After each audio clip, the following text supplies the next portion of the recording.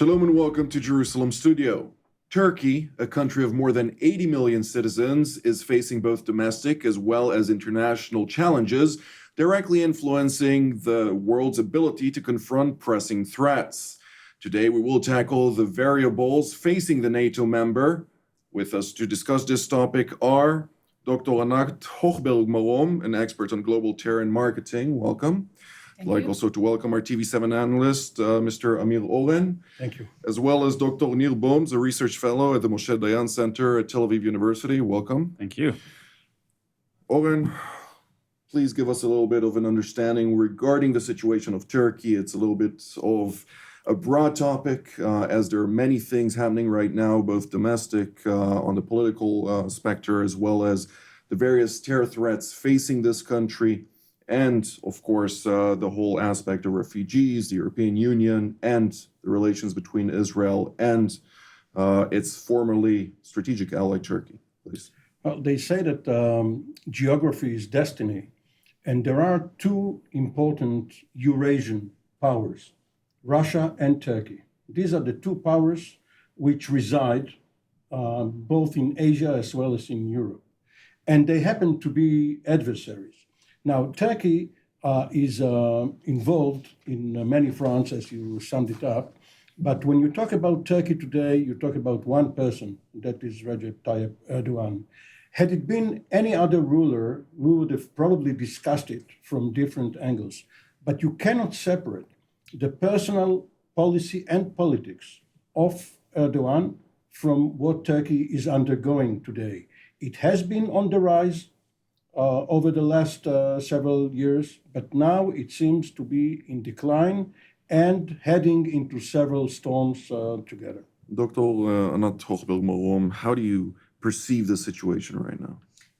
On the one hand, we can look from Erdogan, the president of Turkey, at what is inside, what is locally, the current situation. When the PKK target for several times just have the terrorist attacks inside Turkey, and on the other hand, Turkey attacks the affiliate of PKK in Syria in order to say that we are the patron, we are here, we are not going to let you, to give you the recognition and the independence that you want. So it's a transition period. We cannot say that it's going to pass in about a few months from now. But on the other hand, it's a very complicated and challenging situation at the moment to say that everything is, quiet. Mm-hmm. It's underneath quiet, but what's going up is very, very challenging. Dr. Boms?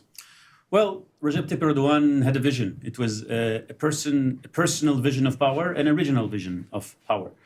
And that vision had to do with a Turkey that, on the one hand, is able to balance Iran, regional allies, and on the other hand, is able to balance Europe and, of course, to keep an arena, a domestic arena that enables Erdogan to consolidate. That vision did not work out completely as he had envisioned. Turkey was not able to keep good relationship with its neighbors. On the contrary, it was able to find itself involved in many more tensions. Syria has been an ally, just to remind our viewers at the beginning of the uprising. Europe has been a far stronger ally, and in many ways, the issue of sanctions and joining the EU has been much higher on the table. And the same applies to other regional players, including even Russia. Following a recent incident in where Turkey was able to take a Russian plane down.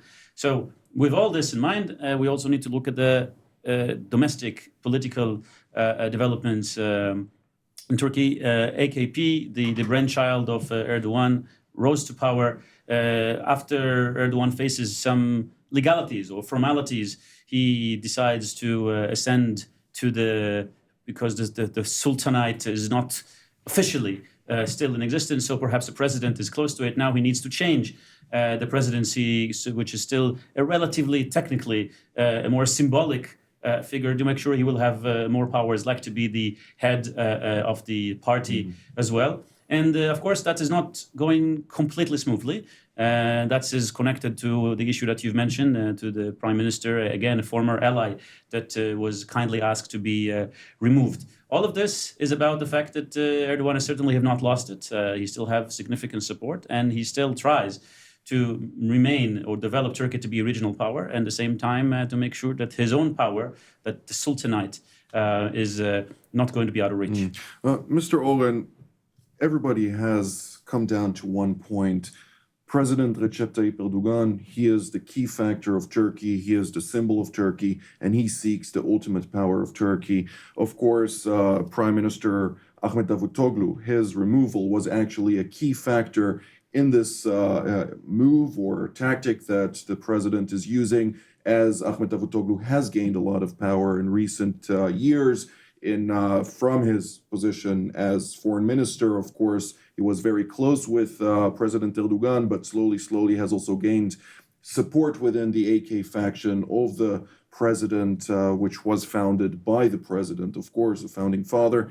But at the same time, we see other people within the establishment, if it's Mevlut Cavusoglu, the foreign minister currently of Turkey, who is more of a spokesperson for the president and is really aligned with what the president is seeking. Also regarding the European Union, of course, but also domestically speaking, do you think that the moves conducted by the president are calculated in a manner both domestically as well as internationally? You know, it's very interesting for an Israeli observer, and I happened to run into Erdogan as well as Davutoglu in a certain conference, UN conference, to see the similarities between this pair and another pair of Israeli leaders whose formative years happened to be in Turkey. That is David Ben-Gurion and Moshe Sharet. Ben-Gurion being the Erdogan of Israel, the prime minister who held all power, and Sharet being his foreign minister and for a while prime minister when Ben-Gurion was away, but he was pushed from power by Ben-Gurion. Now, you cannot compare the two, much as you cannot compare Putin and Medvedev. Mm-hmm. There is one person in the Turkish regime right now, and that is Erdogan. All the others, which you mentioned, as you say, are the spokespersons for this regime. They cannot compete for power with Erdogan. The only outside force which may reemerge is the military. Now, of course, Erdogan has gone out of his way to decimate the military in Turkey. He put in jail many generals and admirals, but of course others came up through the ranks, and they can challenge him if there is a popular sentiment against Erdogan. We are not there yet, but next year or the after that, especially if Turkey gets into a crisis, an economic crisis, a political crisis, or if the security situation vis-a-vis both the Islamic State and the Kurdish insurgents becomes untenable, we may see a coup attempt. Dr. Hochberg, Marom, when we're talking about the president's aspirations, when he came into power, he, of course, was the one who saved the nation of the great inflation, which was a dire situation for the Turkish people. They have entered the golden era for the 21st century. Of course, the 20th century was also, this was the key factor for them within the economic realms. But at the same time, we see a certain decline, as Mr. Oren has also stated. We see certain aspects that are now challenging more the Turks, as well as another topic which the president has touched on, and that is the European Union. Right. They have tried for years and years to become a member state within the 28-member bloc, have not succeeded to do so for many years. And when Erdogan came into power, he actually pushed it away and decided this is not the right route for Turkey, rather become a key component within the European and Eastern spheres and dialogue, to be able to be the one state in the center that is also a NATO member state on the one hand, but also capable to discuss things with the Arab world. Now, the last agreements with the whole refugee crisis, where are we heading from here now that Turkey, of course, under the auspice of Prime Minister Ahmet Davutoglu, Turkey was able to reach a certain agreement with the Europeans, but not really succeed to add up to all the criteria demanded by the Europeans, the 72 demands which were stated by the European Parliament. Are we now seeing, when the Prime Minister is now leaving, and just next week on Sunday, there's going to be a meeting of the AK faction to find a new leader to the party, will we see now President Erdogan declining to all the European demands and saying, you know what, the visa program is not worth our while and we're going to go on it alone? I would say, but very cautiously, that Erdogan is like a real politics actor. On one hand, we have to consider and to take into consideration here that the seventh largest economy is Turkey. Turkey is also a member of the G20. It's very strong, although the economy situation at the moment is not that great as we could expect it, but still it's the largest and very strong country. Erdogan is going to have to take some very tough decisions. If to go into the EU, and if the EU will accept Turkey. It's not for sure that it will be accepted on one hand. On the other hand, I will consider what you just mentioned and take into consideration again here the Islamic State. Islamic State is the game changer, and I would shift the focus of the debate here over what's going on out there, but it's not there, but it's nearby, near Turkey. The Syria-Turkey situation at the moment is not that pleasant for Erdogan, and tomorrow could be worse, because not only the PKK just attacks Turkey, but also what Turkey, on one hand, want to go and to join the EU, on the other hand, and to joined already the international coalition, but on the other hand, they bombed every day and every hour the Syrian Kurds in Syria, and they do not get the legitimation that it could be. I mean, Erdogan could decline on what he makes, and on the other hand, he could be a lot stronger than expected. But the time will say. We cannot predict what will be, but I would say in the coming few months, in the coming few, even half a year, I would say that the whole situation will be absolutely different, because the Islamic State is there, but it's getting stronger. Although we might maybe say that it's defeated, it is not defeated at all. It is strong and stronger, and it changes the situation of Erdogan in Turkey. Well, this is quite interesting, because that same threat, whether it's the Islamic State, Dr. Boms, as well as the PKK and other Kurdish factions who are indeed actively pursuing various liberties to detach themselves from Turkey and fighting the Turkish government, we do see the Antiterror law, which has been quite cruel towards the terrorist organizations, and this was an act which is the right act in the Turkish mindset to fight the terrorist organizations battling their country. But at the same time, it is a demand by Europe to make sure that this tool is not used against the opposition groups within Turkey. How do you see, on the one hand, the threats of the terrorist organizations, on the other hand, the use of this tool also to crack down on opposition groups, contradict each other, but yet also serve its purpose? Well, we were just speaking about visas and the European concerns about Syrians and others going through Turkey to Europe. Why are they concerned? Obviously, they're concerned because they're not necessarily able to understand who is coming there. Turkey, in the last few days, had released a number of alerts speaking about militants, Islamic States, and Kurds who are about to instigate additional attacks. They send additional guards and military to guard certain installations, including the Ataturk Museum. Obviously, they are concerned.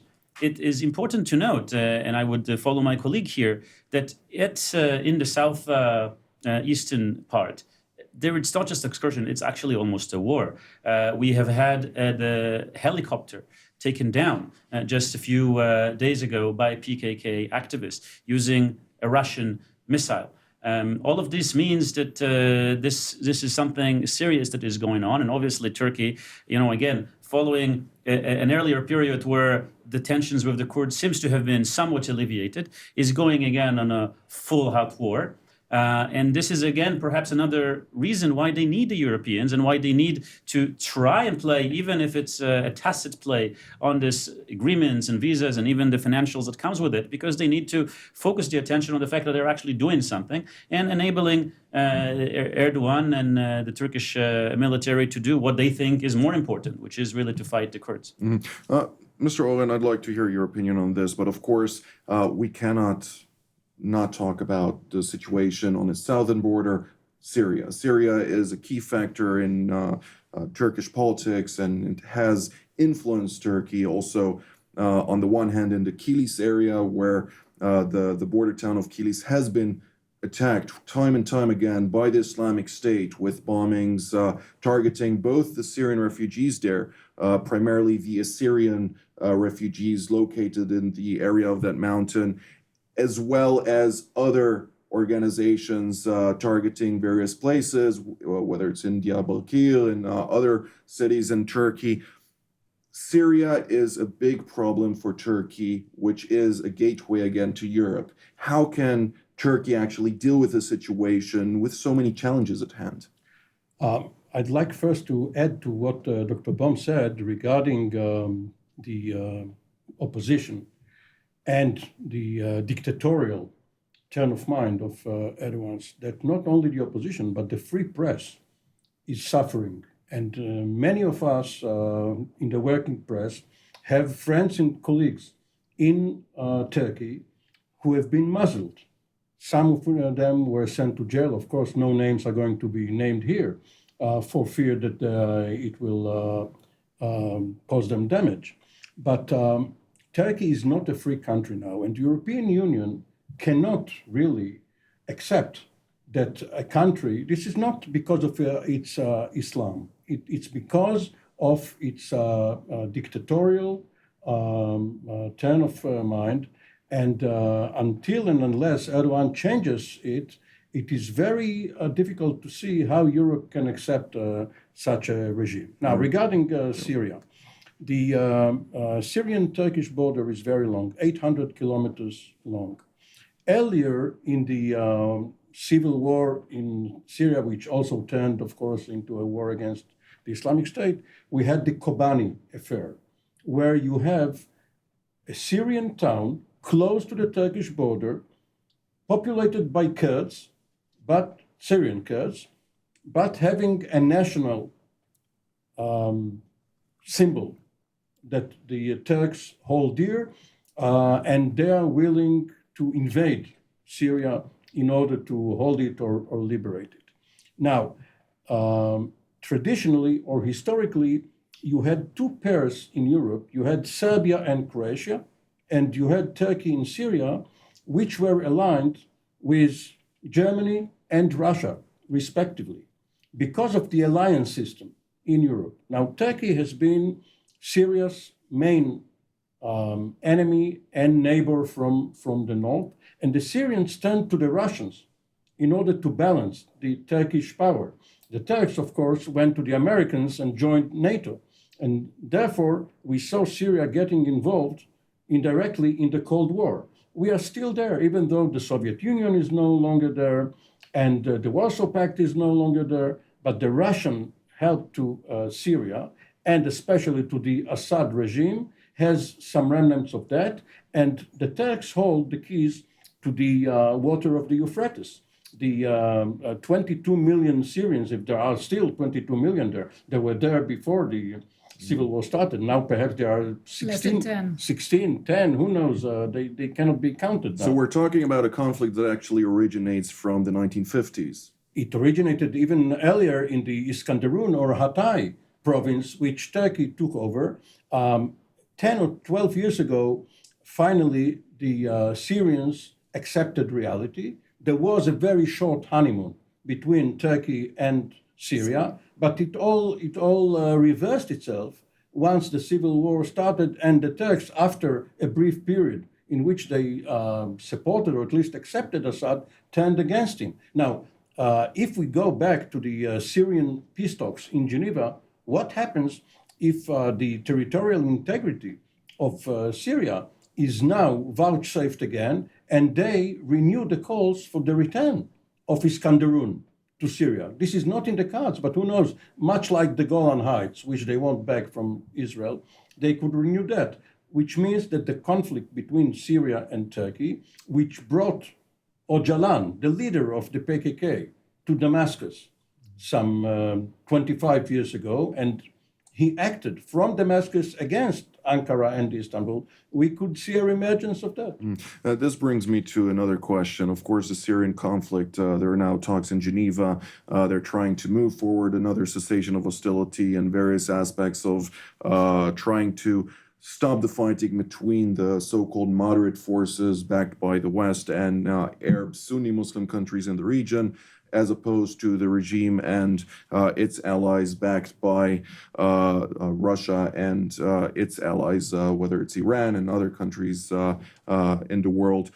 What interests me, however, is that the key role that Turkey is playing in this, that the second key factor within the conflict in Syria, which are actually the Kurds, who control the second largest territory after the Islamic State within the once sovereign state of Syria, is not invited to the talks in Geneva because Turkey, which is a part of the Syria group, does not permit this group to be part of it or will not accept the talks.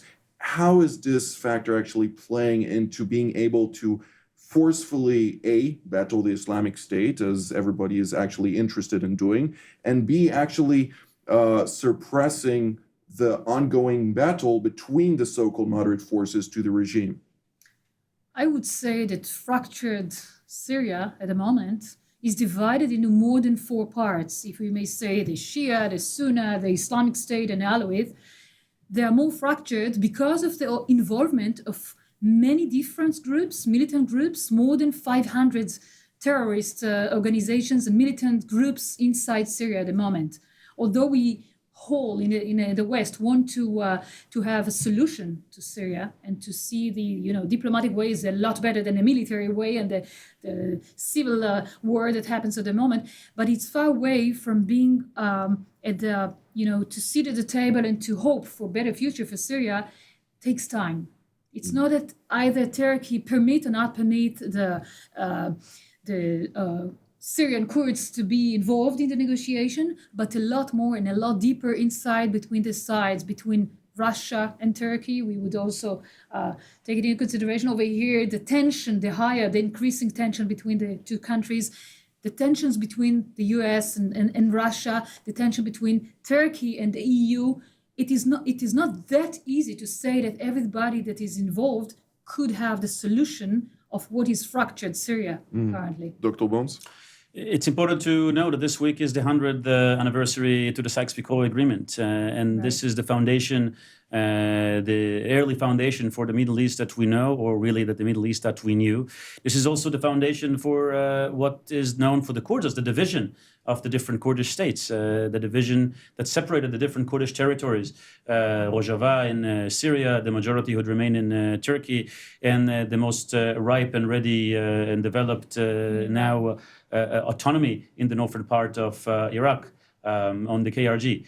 And this is important because I actually participated this week in a program actually in Kurdistan on Kurdish TV dealing with these issues. And what you hear from the Kurds was, look, this is a good time to understand the ramifications of Sykes-Picot, the rebuilding of the new Middle East, understanding that we need to redraw some of the lines and making the claim that part of these lines, were particularly as they pertain to the Kurds, needs to be redrawn. The Kurds actually have been in Geneva, of course, not always invited to the table, but they were there. They're debating, particularly in Iraq, whether there is ripeness to try to become a state. For doing that, they want to make sure that people will support that because this is not an easy thing, but this is certainly where they're headed. They're far more advanced in Iraq, far less advanced in Rojava, and over there we also have the division. There are over 20 different Kurdish parties in the Syrian part of Kurdistan, and by that the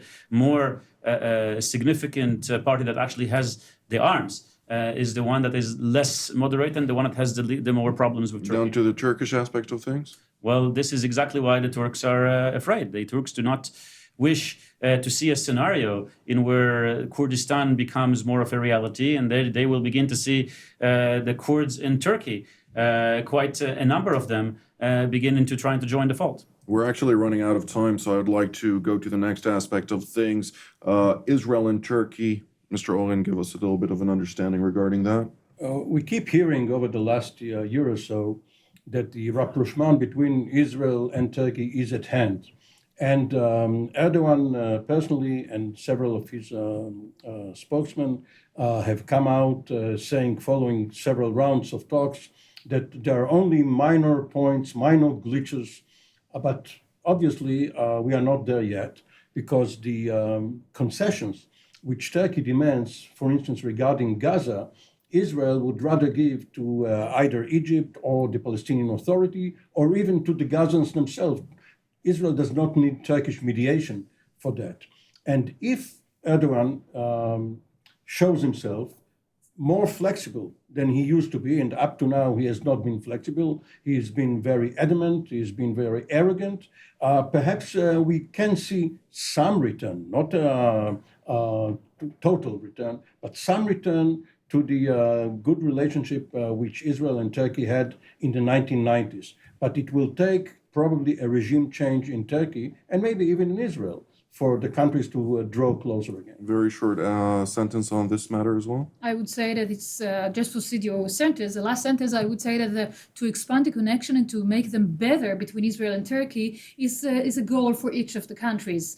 The Netanyahu Erdogan, it takes time to recover what we had from 2008, but we wish for a better future. Dr. Boms? Well, we had this year, not a few months ago, the pictures of the big palace that Erdogan has built for himself. And it's important to note that symbolism is very important. The same when it comes to this question. The champion of the Palestinian cause, a leader, somebody who would not compromise. This is a big part of it, and that's perhaps more important than real politics. Mr. Oren, there's been also statements from the Consul General in Istanbul regarding this. The Israeli Consul General, can you give us a little bit of an understanding on that very shortly? We are here in Jerusalem because the Ottoman Empire has been devoured by other powers, and because, as Dr. Boms mentioned, the Sykes-Picot Agreement was drawn along with the creation of Iraq and Saudi Arabia and Transjordan, all of the other countries. There is no way to redraw the map without causing a major upheaval in all of the countries, not only in Syria and Iraq. And therefore, the Turks and Israel have a shared interest in trying to get back to the status quo ante. Ante, in this case, means before the Syrian civil war and before Erdogan waged war against Israel from, as Dr. Hochberg said, 2008 on. We may get there after the elections in the United States. This is all the time that we have for today. Thank you so very much, Dr. Anat Hochberg Marom. It's been a pleasure. Thank you, Amir, Oren, for being here. I'd like also to thank you, Dr. Nir Boms, for coming today. And I'd like, of course, to thank also our viewers for being here with us and listening to this very interesting topic. And we will see you next week.